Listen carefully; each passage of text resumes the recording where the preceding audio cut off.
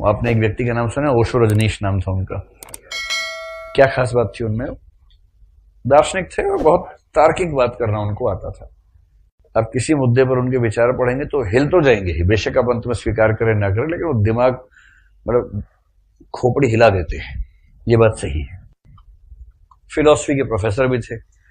आप में से कोई जबलपुर से है? हाँ, तो जबलपुर में कॉलेज है महाकौशल कॉलेज, वहीं से पढ़ाई की आपने? पहले एक ही था, अब अलग अलग हो गए हैं। हाँ, तो महाकौशल कॉलेज में ओशो रजनीश प्रोफेसर थे, ये पता है आपको? ये नहीं पता? हे भगवान।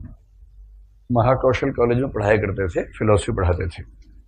फिर बाद में वो हट गए वहां से और उन्होंने अपना चिंतन मनन शुरू किया। बहुत अच्छा तार्किक प्रवाह था उनकी बातों में। भारत के लोग पागल होने लगे, अमेरिका गए तो अमेरिका पागल हो गया, यूरोप गए यूरोप पागल हो गया, और अमेरिका में एक शहर बसा दिया, शहर का नाम था रजनीशपुरम। अमेरिका की सरकार घबरा गई उस आदमी से, और कहते हैं कि उस समय के अमेरिकी राष्ट्रपति निक्सन ने ये समझकर कि इस व्यक्ति को मैनेज करना आसान नहीं होने वाला है, जैसा ओशो के भक्त कहते हैं, पता नहीं सच है कि झूठ है, उनको गिरफ्तार करवाया और उनको धीमी मौत के इंजेक्शंस लगवाए और फिर रिहा कर दिया। एक समय ऐसा था कि दुनिया के लगभग 180 से 200 के करीब देशों ने ओशो रजनीश को वीजा देने से मना कर दिया, अपने देश में घुसने से मना कर दिया। इतना खौफ था उनके विचारों को लेकर कि ये आदमी आएगा, इसकी बातें सुनकर लोग पगला जाएंगे। सुकरात जैसा कुछ भाव था। तो फिर वो भारत में है तो पुणे में उन्होंने एक आश्रम की शुरुआत की। आश्रम अभी भी चलता है, वो तो नहीं है लेकिन चलता है आश्रम। फिर उनकी मौत हो गई। वो जीवन भर बड़ी तार्किक बात करते रहे, तर्क की बात करो, कल्पना की बात मत करो। अध्यात्म को मानते थे लेकिन अध्यात्म को तार्किक तरीके से डिफाइन करते थे। जैसे कबीर है, आध्यात्मिक हैं, भक्त हैं, ईश्वर की बात करते हैं, किंतु तार्किक सीमाओं में रह के बात करते हैं, अतार्किक बात करने से बचते हैं। उसके बाद चेला जो होता है वो चेला ही होता है, किसी का भी हो। चेलत्व एक अपने आप में गुण है।